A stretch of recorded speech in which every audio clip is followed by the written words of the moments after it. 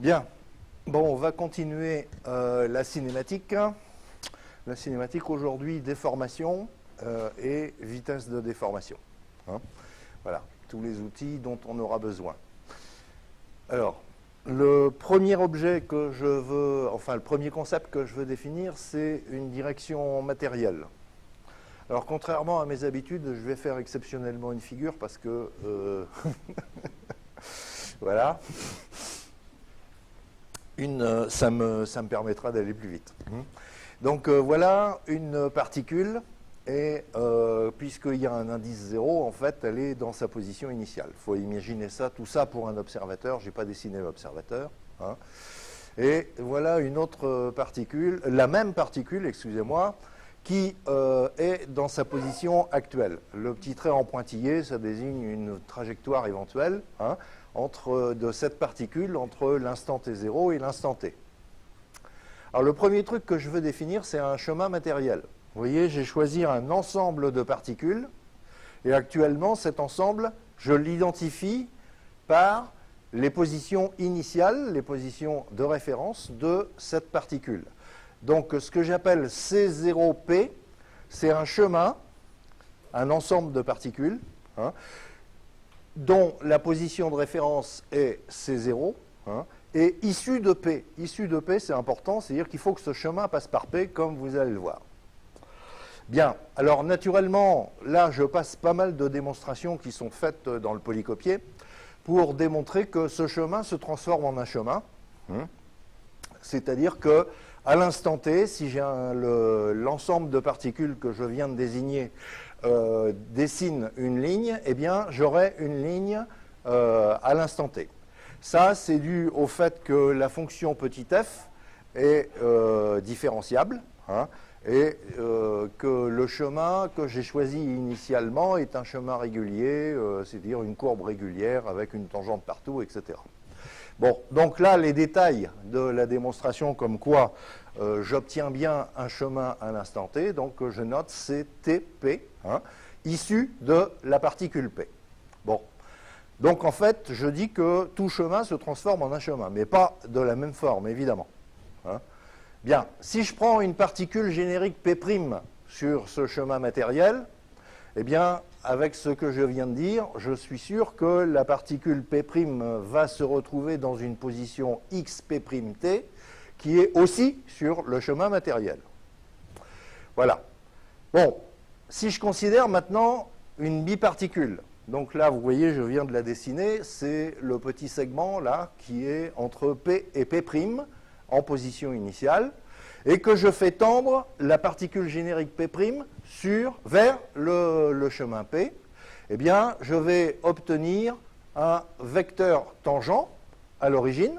Je définis comme ça la tangente à l'origine. Hein.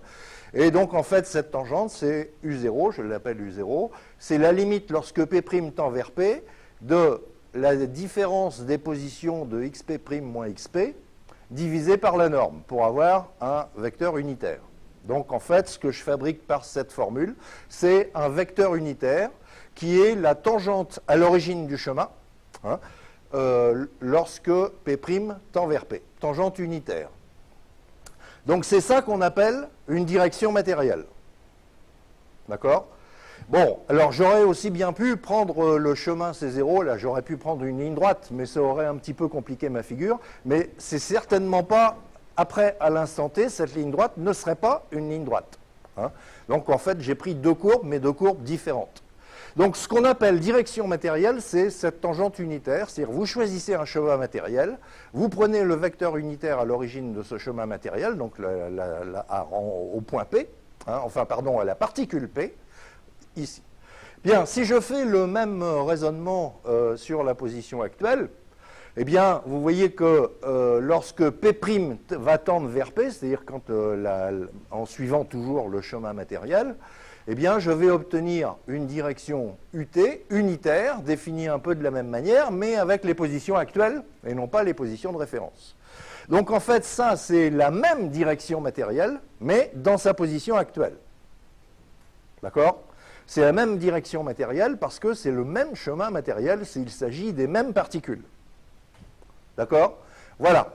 Bon, Alors donc, c'est ça la définition d'une direction matérielle, en fait. Une direction matérielle, je la noterai U. Si je veux parler de sa position de référence à l'instant t0, je la noterai U0. Et si je veux parler de sa position actuelle, je la noterai UT.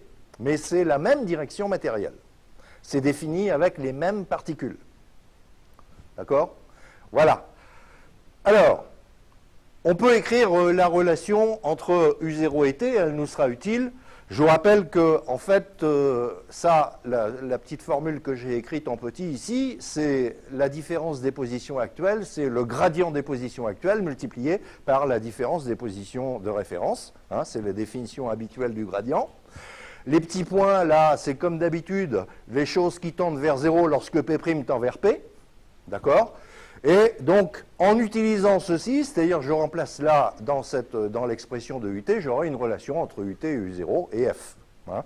Donc, le résultat, je vous fais grâce du calcul, c'est que la direction actuelle d'une direction matérielle, c'est F.U0, la direction de référence, divisé par norme de F.U0. Vous voyez d'ailleurs dans la formule qu'on retrouve bien que c'est un vecteur unitaire.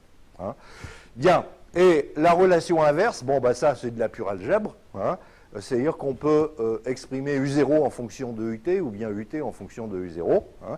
Et bon, ça, c'est du pur calcul qui est détaillé dans le polycopié, mais qui ne présente aucune difficulté particulière. Bon, ce qu'il faut retenir de ça, donc, c'est que les directions matérielles ont deux positions, une position de référence, une direction de référence et une direction actuelle.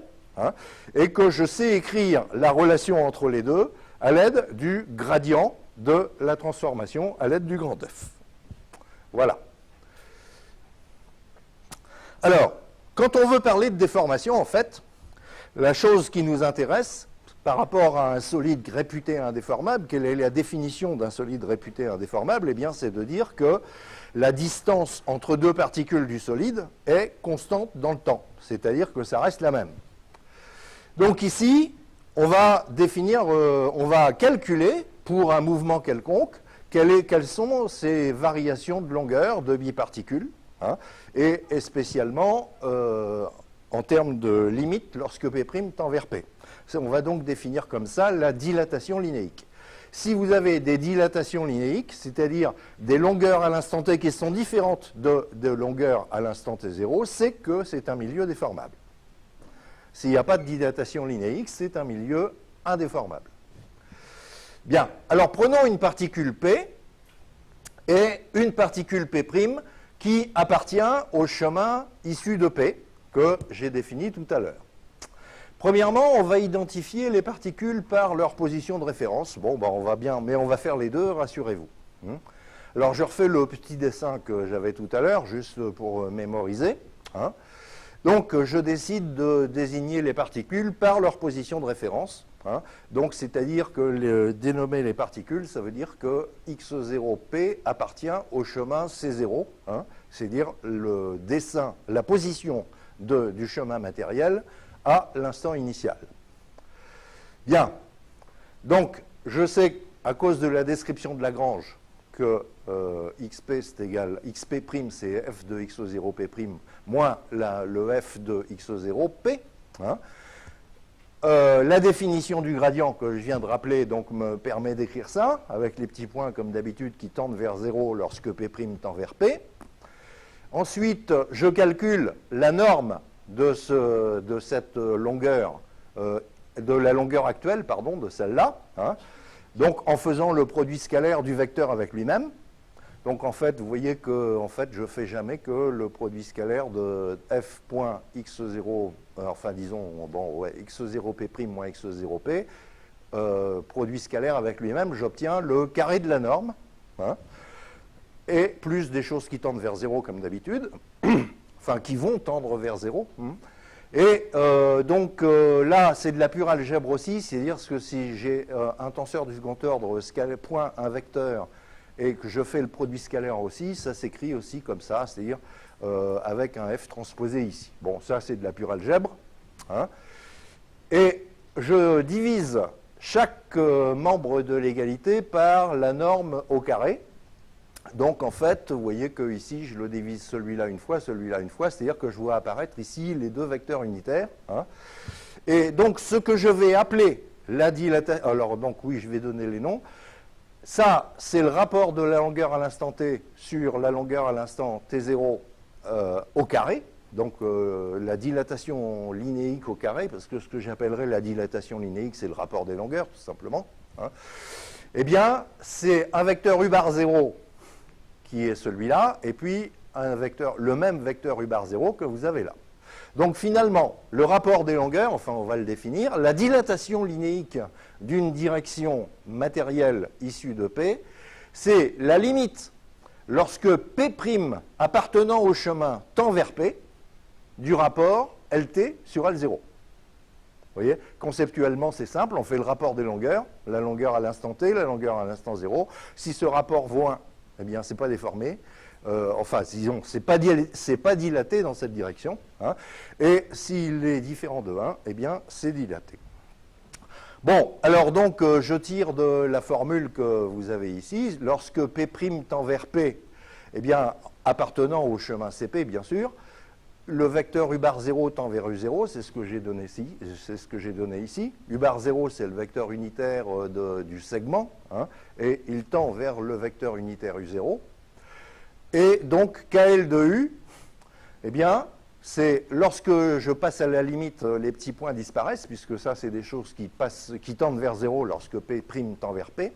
Et donc, il me reste U bar 0, F transposé F U bar 0, à la puissance 1,5, parce que là, j'avais le LT sur L0 au carré. Voilà.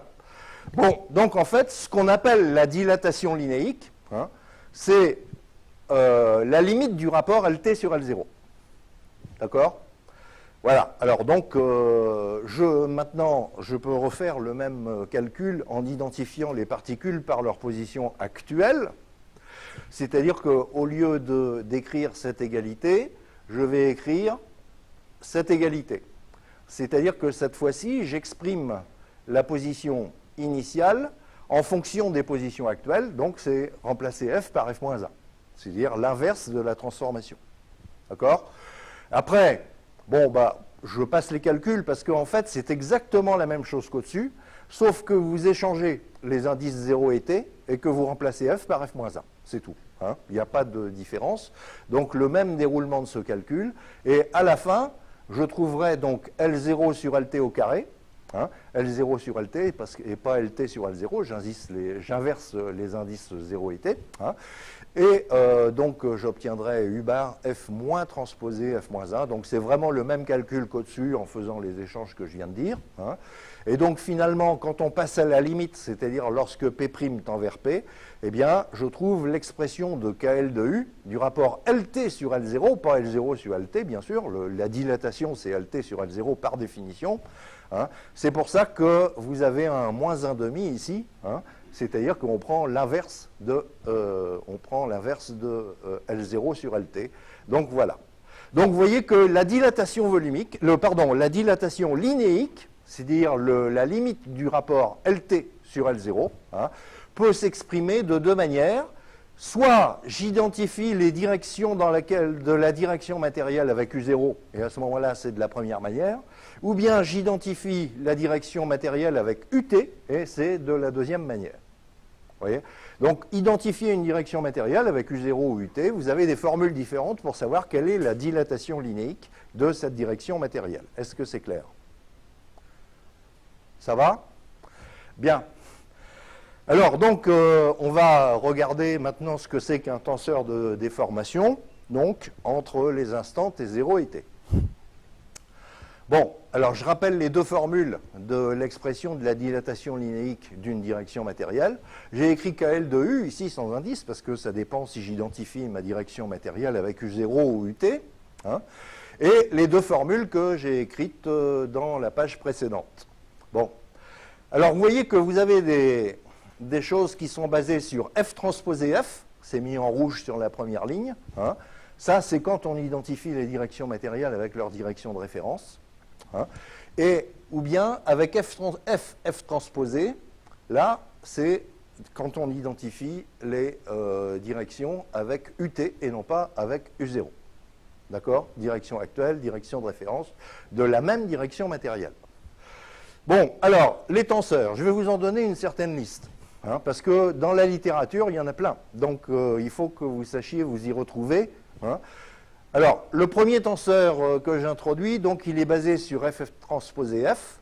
C'est ce qui est convenu, presque tout le monde utilise la même lettre, grand C, hein, qui est égal à f transposé f, et il est à peu près reconnu par tout le monde qu'on peut l'appeler Cauchy-Green droit. Je dis tout ça parce qu'en fait, quand vous lisez les littératures, vous voyez que des tenseurs définis ont des noms qui sont variables. C'est pas toujours très très fixe. Bon, donc le tenseur grand C. Celui-là, c'est le tenseur de Cauchy-Green gauche. Hein. Donc grand B, c'est connu, c'est f transposé, donc c'est une lettre relativement admise par tout le monde aussi. Le symbole B est admis par tout le monde. Bon, alors donc en fait, voilà, j'aurais pu m'arrêter là. Et d'ailleurs, dans un cours élémentaire où vous voulez aller vite, vous pourriez vous arrêter là. Hein, parce que vraiment, tous les autres tenseurs que vous allez voir, vous les trouverez dans la littérature, donc je vais les citer, mais ce n'est pas plus intéressant que ça. Vous voyez, par exemple, le tenseur grand U. Alors celui-là, le nom est très variable, donc je ne vous donne pas. Hein, c'est la racine de C, tout simplement. Hein. Alors celui-là, je l'introduis parce qu'il y a beaucoup d'auteurs qui introduisent ce tenseur en utilisant la décomposition polaire de F. Donc je rappelle que grand F, c'est un tenseur du second ordre, on l'a bien défini, et si on écrit sa décomposition polaire à droite, eh bien ça s'écrit R.U, où R est un tenseur orthogonal quelconque. Hein. Et c'est une autre manière d'introduire le U, et si vous allez revoir dans mon cours sur les tenseurs, quelle est la partie symétrique définie positive de cette décomposition polaire? Ben, c'est précisément racine de f transposé f. Donc c'est-à-dire que c'est racine de C. Hein. Donc c'est une autre manière, et donc il y a pas mal de cours qui introduisent des tenseurs de déformation avec cette décomposition polaire, plutôt que d'analyser les variations de longueur comme je l'ai fait. Bon.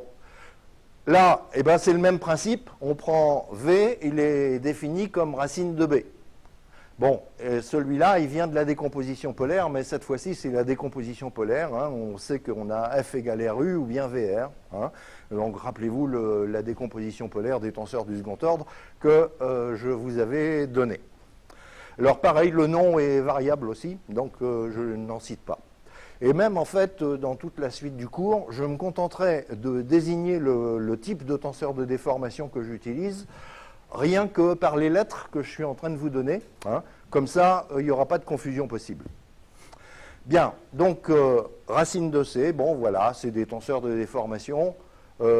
Et donc, celui-là, quand on regarde la limite, en fait, vous allez voir que la dilatation linéique s'exprime peut-être un peu plus facilement, si on veut. Bon, voilà. Ensuite, il y en a encore d'autres. Alors, grand L, c'est une lettre à moi. Hein, c'est pas forcément reconnu par tout le monde. C'est le logarithme de U. Donc, vous voyez, ils se définissent tous en fonction du précédent. Hein. Le logarithme de U, alors pourquoi on peut prendre le logarithme népérien? C'est parce que grand U est un tenseur symétrique défini positif. Hein, et donc, on a le droit de prendre son logarithme, c'est défini. Bon, donc, même chose de l'autre côté, grand M, c'est ln de V. Bon, alors on prend le logarithme de V, voilà. Bon, revoyez éventuellement, si vous avez besoin, la définition du logarithme d'un tenseur symétrique défini positif que j'avais défini dans le cours sur les tenseurs. Ces deux tenseurs-là sont quelquefois qualifiés de déformation vraie. Alors, bon, vous le lirez peut-être, mais en réalité, il n'y a aucune raison, aucun n'est plus vrai que d'autres, c'est-à-dire que tous ces tenseurs, avec des substitutions algébriques qui sont triviales, quoi, c'est-à-dire que si vous voulez exprimer la déformation avec un certain tenseur, bon, vous voyez que naturellement, ça s'écrit avec C ici, avec B là, hein, c'est tout. Hein. Et puis après, bon, si vous voulez remplacer B par V2 ou bien par exponentielle de 2m, c'est comme vous voulez, ça change la formule, mais c'est de l'algèbre et c'est tout. Il n'y a pas plus de... Il n'y a aucune raison d'appeler ces tenseurs déformations vraies. Ils sont tous aussi vrais les uns que les autres, étant donné qu'ils sont tous capables de calculer la dilatation linéique, avec des formules différentes, bien sûr, hein, la dilatation linéique dans une direction matérielle. D'accord? Alors, je vais en proposer encore, parce que celui-là, il est populaire, malheureusement, parce qu'au fond, vous allez voir tous les inconvénients que ça peut donner. Grand E, donc celui-là, il s'appelle Green-Lagrange droit, qui est un demi de C-G. Bon, voilà, alors vous prenez C, vous lui enlevez G, et puis vous faites un demi, ben voilà. Et puis le son pendant, alors la lettre J, c'est une lettre à moi, parce qu'il n'y a pas de symbole reconnu là-dessus, me semble-t-il, à travers mes lectures. Donc c'est un demi de B-G, c'est la même chose, quoi. Hein, c'est-à-dire que, bon. Et puis, allez, je vais vous en citer encore un, que je vais utiliser un peu plus tard. Au lieu de faire C-G, je fais U-G, mais je ne mets pas le 1,5. Bon, très bien, bon, c'est comme on veut. Hein. Et pareil pour epsilon V, que j'appelle, qu'on peut définir par grand V-G. Bon. Alors donc, bon, et puis, j'arrête là, parce que vraiment, dans la littérature, vous allez en trouver d'autres. Hein. Alors, quelques noms que vous verrez passer: tenseur de Finger, tenseur de l'Eralmancy, de Henke, et puis j'en ai sûrement oublié. Hein. Il y en a un qui me vient, c'est Bio. Hein. Bon, donc en fait, vous voyez, et ça n'a aucun intérêt particulier de multiplier toutes les transformations algébriques qu'on doit faire pour passer d'un tenseur à l'autre. Hein. Et c'est véritablement inintéressant, et même à la limite, quand on regarde la liste de tous les tenseurs, c'est jusqu'à la nausée, quoi. C'est-à-dire que vraiment, il n'y a aucun intérêt à utiliser tous ces tenseurs. En fait, si j'ai une préconisation à donner, c'est d'utiliser uniquement la première, voire la deuxième ligne, parce qu'on se sert de temps en temps de la décomposition polaire. Hein. Et puis le reste, c'est inintéressant, ça n'est que des substitutions algébriques pour passer de l'un à l'autre. Voyez ? Donc ça ne présente aucun intérêt particulier. Donc je conteste cette idée qu'il y a des tenseurs de déformation qui sont meilleurs que d'autres. Hein. Prendre la racine de quelque chose, ça n'apporte strictement rien, ou bien prendre le logarithme, ça n'apporte strictement rien, et ça ne les rend pas plus vrais les uns que les autres. Hein. Voilà. Bien. Alors, si on regarde les changements d'observateurs de tous ces tenseurs, alors là, c'est toujours la même méthode. Je donne la définition du tenseur, celle que vous avez sur ce tableau. Hein. Pour un observateur Herthild, je fais les changements d'observateur que je sais faire et j'obtiens la formule de changement d'observateur pour ce type de tenseur. Voilà. Alors, en fait, tous les tenseurs qui sont de la colonne de gauche, c'est-à-dire ceux qui sont en rouge en ce moment, ont tous la même formule de changement d'observateur. Vous pourrez vérifier ça, c'est du simple calcul, et en utilisant les propriétés des tenseurs du second ordre symétriques définis positives, le logarithme, etc. Vous rappelez-vous, par exemple, pour le logarithme, eh bien, ça ne change pas les directions propres, ça ne change que les valeurs propres, etc. Hein. Bien, alors la formule, c'est celle-là. Pour tous les tenseurs donc, de la colonne de gauche, c'est x tilde égale Q0 x Q0 transposé. Donc c'est non objectif, hein, parce que si c'était objectif, j'aurais eu un Qt, hein, parce que les x, c'est des valeurs actuelles, et Q0, c'est le tenseur de changement d'observateur à l'instant t égale 0. Ça ne va pas du tout pour définir l'objectivité. Et les tenseurs basés sur FF transposé, c'est-à-dire la colonne de droite, eh bien, la formule, c'est la bonne, c'est-à-dire qu'ils sont objectifs. Donc à partir de maintenant, je dirais les tenseurs objectifs, les tenseurs non objectifs, hein, pour désigner la colonne de gauche ou la colonne de droite. Donc ce que vous pouvez retenir, c'est qu'avec les tenseurs de déformation objectifs, j'identifie la direction matérielle pour calculer la dilatation dans cette direction. J'utilise la direction actuelle de la direction matérielle, c'est-à-dire j'utilise UT. Vous voyez ? Et pour les tenseurs non objectifs, à ce moment-là, les directions matérielles sont désignées par leur direction de référence, U0. D'accord ? C'est ça qui change entre les deux. Mais les valeurs de x sont bien, elles aussi, des valeurs actuelles. Donc ça peut être un peu bizarre, en fait, d'appliquer une valeur actuelle d'un tenseur de déformation x à une direction qui est la direction de référence. D'accord ? C'est ce qui fait qu'ils ne sont pas objectifs, en fait. Bien, donc, tous ces tenseurs sont des champs matériels, c'est-à-dire qu'en chaque particule, Et à chaque instant, vous pouvez donner une valeur à ce tenseur x, qu'il soit objectif ou non. D'accord? Et donc, ils peuvent donc tous être décrits par la méthode de Lagrange, que je noterai donc xl de xe0 et de t, ou par la méthode de l'air, xe de xt et de t. C'est-à-dire qu'en fait, chacun de ces tenseurs est un champ matériel tensoriel, hein, associé à une particule et à un instant t, et que je peux décrire par la méthode de Lagrange ou la méthode de l'air, comme j'ai vu. Je fais ça, c'est évident ce que je viens de vous dire, sauf que dans certains textes, et quelquefois aussi avant j'employais ce vocabulaire, les tenseurs de la colonne de gauche étaient qualifiés de lagrangiens et les tenseurs de la colonne de droite étaient qualifiés de lériens. Hein, vous verrez souvent ce vocabulaire dans les écrits. Et en fait, c'est une mauvaise dénomination parce qu'on a l'impression que les tenseurs lagrangiens, entre guillemets, hein, c'est-à-dire ceux qui ne sont pas objectifs, ne peuvent être décrits que par la méthode de Lagrange. C'est faux. Hein, ils peuvent être décrits aussi bien par la méthode de l'air. Hein, et même chose pour les tenseurs dits anciennement eulériens. Donc je n'utiliserai pas le vocabulaire tenseur eulérien, tenseur lagrangien. Ça n'a aucun sens d'ailleurs de dire qu'une grandeur physique est lagrangienne ou eulérienne. Toute grandeur physique peut être décrite, comme les vitesses par exemple, hein, que peuvent être décrites par la méthode de Lagrange ou par la méthode de l'air, telle qu'on l'a vu lundi dernier. Hein. Bon, alors donc attention au vocabulaire trompeur, quoi, qui induit des idées fausses. Hein. Donc je ne dirais pas tenseur à lagrangien ou tenseur eulérien, je dirais simplement tenseur objectif et tenseur non objectif. Voilà. Bon, on a fait le tour de tous les tenseurs de déformation qui enfin pas tous, non, quelques-uns seulement, hein, qu'on peut trouver dans la littérature, et vous verrez des gens qui ont des opinions en disant c'est celui-là le meilleur, etc.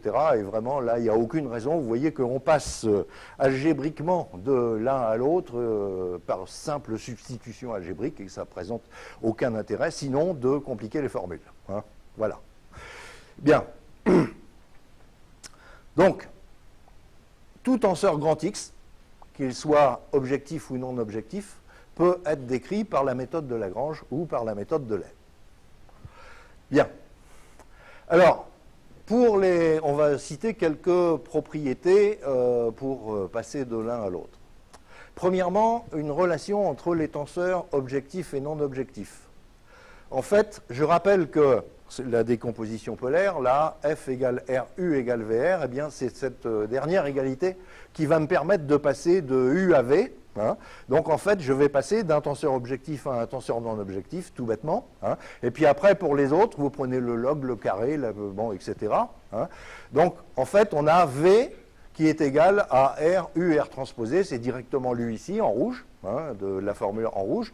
Et quelque chose que je vais écrire comme ça, en fait, en résumé, hein, puisque ça, vous reconnaissez que c'est la rotation par R d'un tenseur du second ordre. Donc, je vais l'écrire comme ça. Hein. Donc maintenant vous êtes habitués, vous savez comment on fait tourner les tenseurs du second ordre. Hein.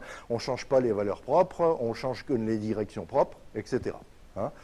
Donc à partir de ça, vous en déduirez rapidement que B, eh bien aussi, c'est la rotation par R du tenseur C.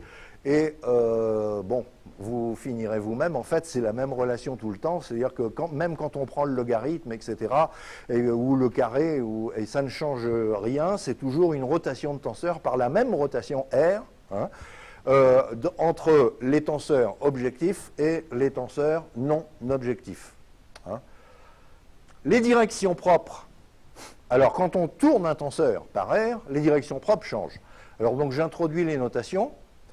Les tenseurs non objectifs, donc la colonne de gauche de tout à l'heure, donc ont les mêmes directions propres, et bon, je les noterai E, avec un U en haut pour me rappeler que c'est non objectif, c'est un tenseur non objectif, et puis le point pour dire, bon, c'est toute la base propre orthonormée, bien sûr, puisque tous ces tenseurs, j'ai oublié de le signaler, sont des tenseurs symétriques. Hein. Donc les directions propres sont orthogonales.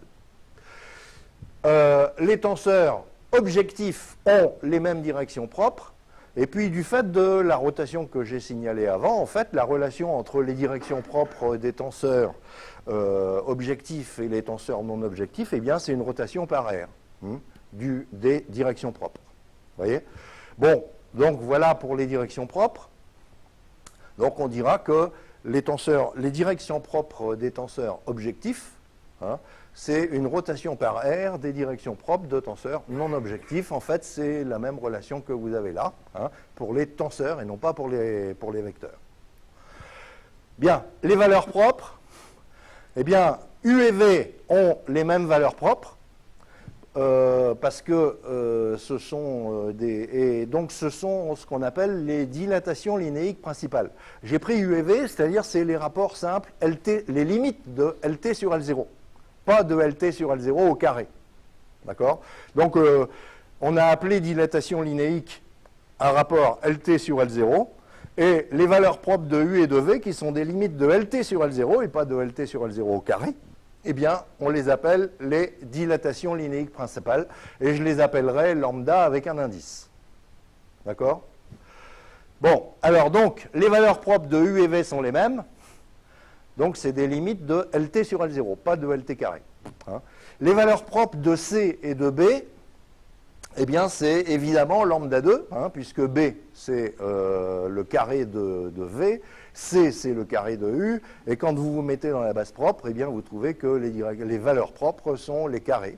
Hein. Les valeurs propres des logarithmes, eh bien, c'est ln de lambda. Hein. Vous vous rappelez comment j'ai défini le logarithme d'un tenseur symétrique défini positif. Il a la même base propre, et puis on prend le logarithme des valeurs propres. Voilà. Et les valeurs propres de E et J, ben, c'est lambda 2 moins 1, un demi de lambda 2 moins 1. Rappelez-vous comment ils sont fabriqués, c'est un demi de C moins G. Hein. G, c'est le tenseur métrique, il a des valeurs propres égales à 1. Hein. Et donc, quand vous faites C moins G, vous obtenez des valeurs propres qui sont lambda au carré moins 1. Et avec le 1,5, puisqu'il y avait le 1,5 qui a été posé dans la définition. Et puis, les valeurs propres des deux derniers tenseurs que je vous ai signalés, donc epsilon, c'est lambda 1 moins 1. Voilà. Alors, ça, c'est un vocabulaire que vous verrez souvent. Lambda 1 moins 1, c'est une limite de LT sur L0. Hein. Et si vous enlevez 1, ça va vous donner en numérateur LT moins L0 sur L0. C'est ce qu'on appelle quelquefois les allongements relatifs. Voilà. Bon, donc c'est surtout du vocabulaire, et de voir qu'en fait, il n'y a pas grand intérêt à utiliser tous ces tenseurs de déformation, puisque finalement, on passe les valeurs propres de l'un à l'autre par des opérations très élémentaires, hein, et c'est tout. Alors, il y a encore une petite différence dans la liste de tenseurs que j'ai donnée. En cas de non-déformation, les deux premières lignes, c'est-à-dire C, B, U, V, prennent la valeur G, hein, et les autres tenseurs prennent la valeur 0. Hein, c'est-à-dire que si vous prenez le logarithme de G, eh bien vous obtenez 0, hein, puisque ln de 1, c'est 0. Voyez. Donc, bon, alors il y a des tenseurs qui prennent la valeur G quand il n'y a pas de déformation, il y a des tenseurs qui prennent la valeur 0 quand il n'y a pas de déformation. Alors, à cause des habitudes des habitudes qu'on peut prendre dans les petits cours de mécanique, il y a beaucoup de gens qui préfèrent des tenseurs qui s'annulent lorsqu'il n'y a pas de déformation. Hein. Mais en réalité, ça complique uniquement les formules, hein, comme vous allez le voir d'ailleurs. Il est plus simple d'envisager les tenseurs des deux premières lignes, c'est-à-dire C, B, U, V, hein, même s'ils ne sont pas nuls lorsqu'il n'y a pas de déformation, on sait que ça vaut G, hein, et ça donne des formules un peu plus simples, comme vous pourrez le constater dans la suite. Alors, il y a encore un tenseur de déformation qui est cité dans la littérature, c'est que quelquefois il y a des gens qui prennent grand F. Hein, grand F carrément comme un tenseur de déformation. Alors si vous regardez les formules que j'avais données lorsque j'ai calculé la dilatation linéique dans une direction, effectivement, j'ai caché les grands F en l'appelant F transposé F égale C, hein, mais en fait le F est là-dedans. Et donc on peut dire que je peux calculer la dilatation linéique avec grand F. Mais le problème de grand F, c'est que lorsqu'il n'y a pas de déformation, eh bien, sa valeur est indéterminée. C'est un tenseur orthogonal indéterminé. Hein. C'est-à-dire que vous voyez, dans la décomposition polaire que vous avez là, si U est égal à G, c'est-à-dire qu'il n'y a pas de déformation, donc les dilatations linéiques sont toutes égales à 1, hein, eh bien, F, c'est égal à R, et R, ça peut être n'importe quoi, et ça ne changera rien dans la valeur de la dilatation linéique. Voyez, donc c'est un peu embêtant d'utiliser ça parce qu'on a un tenseur dont la valeur est indéterminée quand il n'y a pas de déformation, donc je déconseille d'utiliser f comme tenseur de déformation. Même si on peut calculer avec lui les dilatations linéiques. D'accord? Voilà. Bon, alors on a parlé de la dilatation linéique. Maintenant, on va parler de deux autres dilatations, la dilatation volumique d'abord, et puis ensuite la dilatation surfacique. Hein.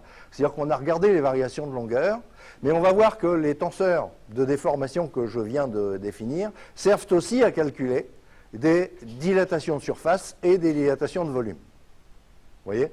Donc des rapports de volume. Alors donc, bon, commençons par la dilatation volumique. Je prends une particule P, et je prends trois particules voisines, P', P seconde, P tierce, hein, donc qui me forment un parallélépipède, enfin je peux engendrer un parallélépipède qui a un certain volume à partir de ces quatre particules. D'accord? Bien, alors je pose V0, vous voyez c'est le produit mixte de xp' moins x0p, et puis pareil pour les autres, c'est toujours moins x0p, moins x0p. En fait, c'est le produit mixte des trois vecteurs formés, des trois biparticules formées par les trois particules voisines et la particule P. D'accord?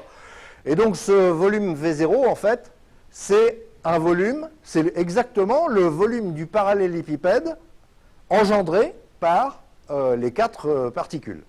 D'accord? Parallélépipède, oui, parallélépipède, c'est tout, même pas rectangle. Voilà. Et je fais la même opération avec les positions actuelles des mêmes particules, P, P', P seconde, P tierce. Hein. J'évalue le volume d'un autre parallélépipède qui est déterminé par les positions actuelles des quatre particules que j'ai envisagées. D'accord? Attention, je ne suis pas en train de dire qu'un parallélépipède se transforme en parallélépipède. Ce n'est pas vrai. Vous l'avez vu avec les chemins tout à l'heure. Hein. La ligne droite P', par exemple, ne se transforme pas en ligne droite. Ça n'est qu'au passage d'une certaine limite hein, que je pourrais parler de dilatation volumique. D'accord? Pour l'instant, tout ce que je peux dire, c'est que je vais pouvoir calculer le rapport VT sur V0 en faisant les remplacements habituels, c'est-à-dire que les positions actuelles en fonction des positions de référence. Après, je diviserai par le volume de référence et donc je vais bien voir ce que ça donne. Alors, je vous fais grâce du calcul parce que là, bon, dans le produit mixte, en fait, vous allez avoir un f.x'0 moins x0 à remplacer ici, là aussi, donc 3f multiplié par des vecteurs. Le produit mixte de tout ça, c'est de l'algèbre. On a vu cette opération, je ne sais pas si vous vous en rappelez dans le cours sur l'algèbre. En fait, le résultat, c'est ça. Hein.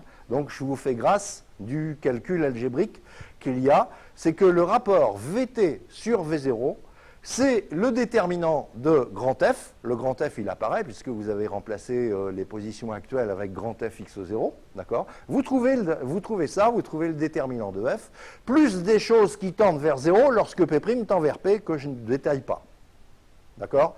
Donc là, vous êtes obligé de me faire confiance. Le détail de la démonstration est donné dans le PDF, comme d'habitude. Ce qui est remarquable, c'est que, en fait, le terme principal, c'est-à-dire le truc qui ne tend pas vers 0 lorsque P' tend vers P, P seconde tend vers P, etc., eh bien, il est indépendant des positions de référence de P, P', P seconde. C'est-à-dire qu'en fait, quel que soit le parallélépipède que j'envisage, hein, eh bien, en fait, le rapport des volumes à des choses qui tendent vers 0 près, c'est déterminant de F, et on ne regarde absolument pas les trois directions qui m'ont servi, les trois directions matérielles, je peux dire ça, qui m'ont servi à construire mon parallélépipède. C'est ça le résultat remarquable de ce calcul. C'est que, en fait, le résultat est indépendant des positions de référence de P, P', P seconde. Donc j'aurais pu prendre n'importe quelle autre particule voisine, hein, et trouver le même résultat à des choses qui tendent vers 0 près. D'accord? Donc c'est ça qui va me permettre de définir une limite. Hein. C'est-à-dire que je définis la dilatation volumique en une particule comme étant donc un truc que j'appelle KV. K, c'est comme KL, mais L, ça voulait dire linéique. Maintenant, V, ça veut dire volumique, KV. Hein. C'est la limite lorsque P' tend vers P, mais en restant sur son propre chemin matériel. lorsque P seconde tend vers P, restant aussi, lui, sur son propre chemin matériel, et P tierce tend vers P, lui aussi, tend vers son propre chemin matériel, et c'est la limite du rapport Vt sur V0 lorsque ces trois particules voisines tendent vers P, chacune sur son propre chemin. D'accord? Et le résultat, donc, est défini, c'est puisque je viens de faire ce calcul-là, ces choses-là tendent vers 0 dans cette limite, et donc il me reste KV égale déterminant de F. Hein, voilà comment je peux définir une dilatation volumique en une particule. Hein, c'est la limite de rapport Vt sur V0 lorsque les deux volumes tendent vers 0. C'est-à-dire que lorsque P' tend vers P, P seconde tend vers P, etc., ça vous fait un rapport indéterminé 0 sur 0, mais on sait la limite grâce au calcul que je viens de faire. D'accord ? Voilà, donc la dilatation volumique, c'est le déterminant de F. C'est le résultat primal. Maintenant, c'est aussi le déterminant de U. Pourquoi? Parce que F égale RU. Donc en fait, si vous prenez le déterminant de R, on sait que c'est 1, puisque c'est une rotation. D'accord? Et donc le déterminant de RU, eh bien, c'est le déterminant de R qui va être multiplié par le déterminant de U, qui vaut déterminant de U. Donc en fait, on a cette égalité. Donc ceci pour vous montrer que je peux calculer la dilatation volumique avec les tenseurs non objectifs. D'accord? Je peux aussi le faire avec les tenseurs objectifs. D'accord? Pourquoi? Eh bien parce que c'est la relation entre R et entre U et V, c'est une rotation et ça ne change pas le déterminant. D'accord? Et puis après, vous pourrez continuer. Hein, vous pouvez le déterminer avec les tenseurs C et B. Et puis, je vous laisse finir avec les logarithmes, avec les E, les C. Bon, il n'y a qu'à faire de la substitution algébrique pour voir comment on calcule une dilatation volumique avec tous les tenseurs que je vous ai donnés. D'accord? Voilà. Bon. Donc, et en plus, c'est positif. Hein. Donc là, je vous l'avais rappelé la dernière fois, le déterminant de U, par exemple, eh bien, c'est un tenseur symétrique défini positif, donc son déterminant est positif. D'accord? Bien, donc, voilà, KV, c'est un nombre positif. Si KV est compris entre 0 et 1, c'est-à-dire le rapport Vt sur V0 tend vers quelque chose d'inférieur à 1, ça veut dire que Vt est inférieur à V0, hein, et ça veut dire donc qu'il y a contraction volumique. Hein, et au contraire, si KV est supérieur à 1, eh bien, il y a une expansion volumique en P. D'accord? Voilà la dilatation volumique. Bien, donc il faut les comparer à 1. Et puis pour les amateurs de dilatation relative, eh bien, vous pouvez faire KV moins 1 et vous aurez à ce moment-là des dilatations dites relatives, hein, c'est-à-dire Vt moins V0 sur V0. Hein, et donc, bon, mais ça n'a aucun intérêt. La dilatation surfacique, eh bien, on va suivre un petit peu la même démarche que pour la dilatation volumique. Ça aussi, c'est intéressant, la dilatation surfacique, c'est-à-dire entre T0 et T, parce que vous voulez savoir comment évoluent les valeurs des airs, par exemple, à la frontière d'un domaine, lorsque vous passez de T0 à T. Vous voyez? Bien. Alors, pour parler de dilatation surfacique, j'ai besoin de ce qu'on appelle une facette matérielle, de définir une facette matérielle. Alors, donc, qu'est-ce que c'est qu'une facette matérielle? C'est le plan engendré par deux directions matérielles distinctes issues de P. Direction matérielle, on a vu ensemble, c'est les petits vecteurs unitaires, là, qui sont tangents à deux chemins. Hein. Donc là, on en prend deux, distinctes, c'est-à-dire il ne faut pas que les tangentes soient confondues, si elles sont distinctes, ça définit un plan. D'accord? Et ce plan, on va le repérer par sa normale unitaire, de la manière suivante. Donc, on va dire que ce plan de la facette matérielle, il a une normale à l'instant t égale t0, qui est notée n0, qui est évidemment donc u0 vectoriel u'0 divisé par la norme, hein, pour avoir un vecteur unitaire, comme d'habitude. Hein. Et on peut repérer aussi cette facette matérielle par sa direction actuelle, hein, nt, hein, qui est ut vectoriel u't sur la norme du vecteur. D'accord ? Voilà. Alors, là aussi, puisque je connais la relation entre les directions actuelles d'une direction matérielle et les directions de référence de la même direction matérielle, c'est une formule que je vous ai donnée tout à l'heure, hein, j'utilise cette formule Donc en remplaçant les U'T et les UT et les U'T par leur expression en fonction de la direction de référence.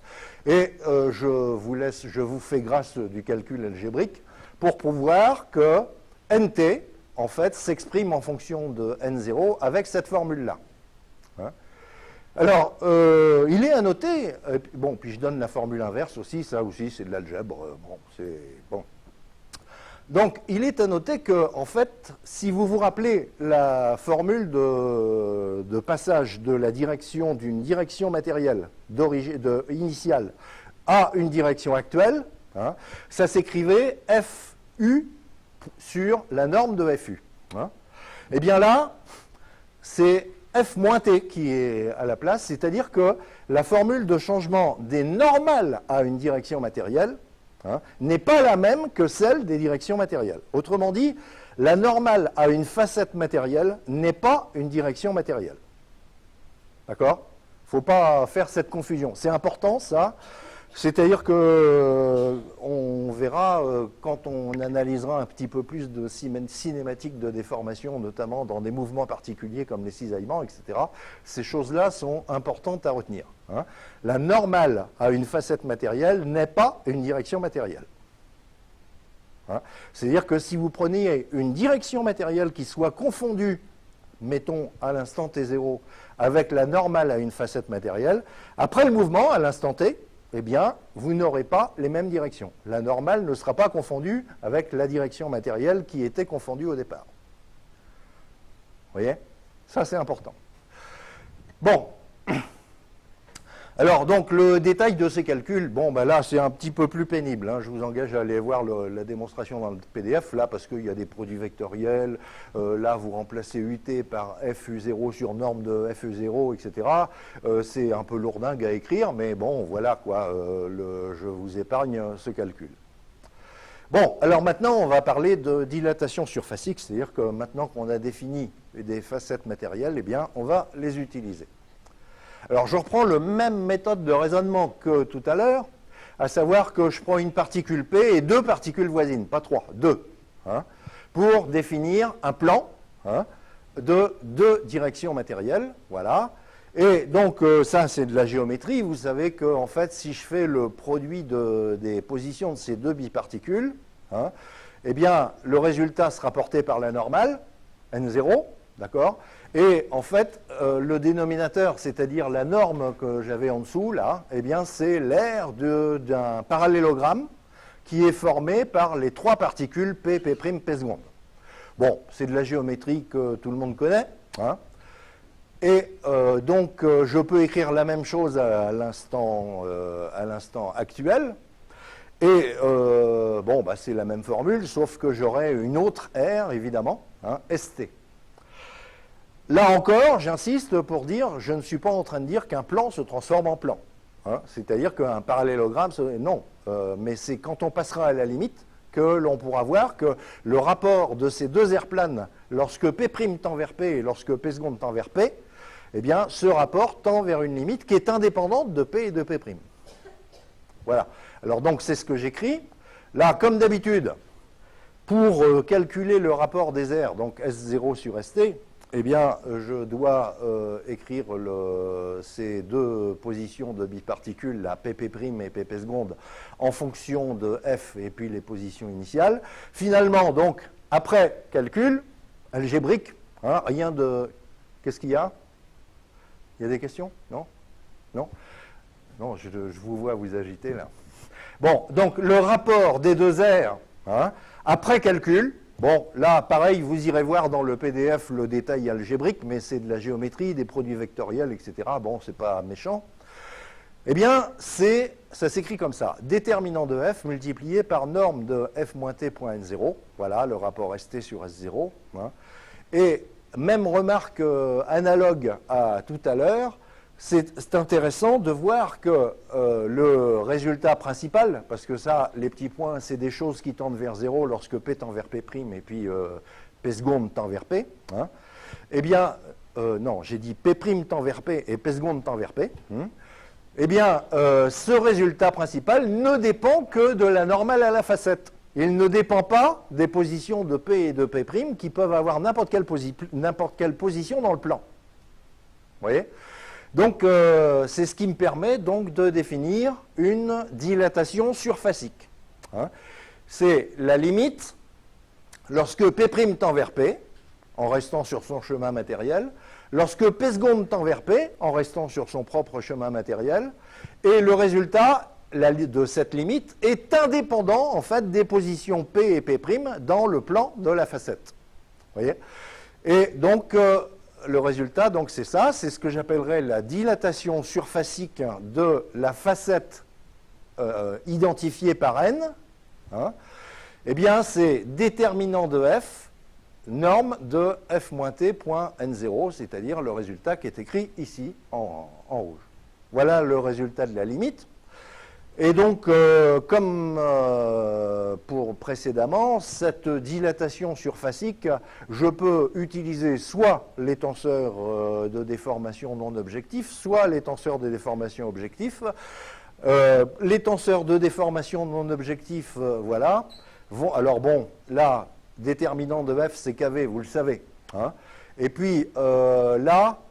Pour faire cette transformation-là entre les deux termes rouges, il n'y a qu'à faire la décomposition polaire de f, et vous verrez que là, vous prenez la norme de R multipliée par un vecteur, mais quand vous prenez la norme de la rotation d'un vecteur, eh bien, ça ne change pas sa norme, donc le R disparaît. D'accord? Voilà. Bon, alors donc là, j'ai donné une formule avec les tenseurs non objectifs, donc KV, norme de U-1N0. Là, on identifie la normale matérielle par sa direction de référence. Hein. Ou avec V, bon, là, c'est pareil, c'est du calcul. Vous faites le même type de calcul en faisant l'autre décomposition polaire. Hein. Et donc, ça vous donne V.nt, nt, c'est-à-dire qu'avec les tenseurs objectifs, je vais identifier la facette matérielle par sa normale actuelle et non pas par sa normale de référence. D'accord? Voilà. Etc. Bon, je vous laisse continuer parce que, en fait, vous savez exprimer tous les tenseurs non objectifs en fonction de U hein, et tous les tenseurs non objectifs en fonction de V. Donc, en fait, vous pourrez écrire cette dilatation surfacique avec n'importe quel tenseur de déformation, tous avec des formules plus ou moins compliquées selon que vous mettez des racines, des carrés, des logarithmes, etc., ou vous enlevez G, ou enfin bon, vous voyez que, en fait, ça n'a aucun intérêt, toutes ces substitutions algébriques, hein, et que soit U, soit V, soit B, soit C, ça suffit largement comme tenseur de déformation. Voilà. Bon. Même chose, c'est positif aussi. Hein. Bon, bah ça, c'est facile à voir. Déterminant de f, on a vu que c'était positif, c'est la dilatation volumique. Hein. Et puis, la norme d'un vecteur, c'est positif aussi. Enfin, positif ou nul, j'aurais dû dire quand même. Bon, parce qu'il se peut que... Bon, voilà. Alors donc, si c'est compris entre 0 et 1, eh bien, on appelle ça une contraction surfacique de la facette matérielle, c'est-à-dire que le rapport ST sur S0 tend vers quelque chose d'inférieur à 1, donc ST inférieur à S0. Hein. Et au contraire, si la dilatation surfacique est supérieure à 1, alors on a extension de la surface, extension dans la facette matérielle. C'est comme ça qu'il faut dire, hein, puisque c'est une limite hein, d'un rapport de surface. Et cette facette matérielle donc, est repérée par sa normale, N0 pour les tenseurs non objectifs, Nt pour les tenseurs objectifs. Voilà donc ce que c'est qu'une dilatation surfacique. Donc en fait, à partir des tenseurs de déformation qu'on a, on a pu définir une dilatation linéique, enfin là c'est plutôt l'inverse, c'est-à-dire on définit d'abord des dilatations linéiques, on voit les tenseurs qui nous servent à ça, et on se rend compte que ces tenseurs-là me permettent aussi de déterminer des dilatations surfaciques et des dilatations volumiques. D'accord? Donc, rapport de surface, rapport de volume, rapport de longueur, voilà. Maintenant, on va parler de distorsion. Alors, il y a deux sortes de distorsion, et celle que j'introduis en premier est rarement introduite, et c'est bien dommage, parce que, en fait, vous allez comprendre son intérêt dans un instant. D'abord, la distorsion stérique. Stérique, hein, pensez à stère, stéradian, etc. C'est-à-dire qu'on va regarder des variations d'angle solide. Vous voyez? Et la deuxième distorsion qu'on va voir, c'est une distorsion angulaire, c'est-à-dire qu'on va étudier comment varient des angles, mais des angles géométriques, pas des stéradians, des radians. D'accord? Voilà. Bon, je commence par la distorsion stérique.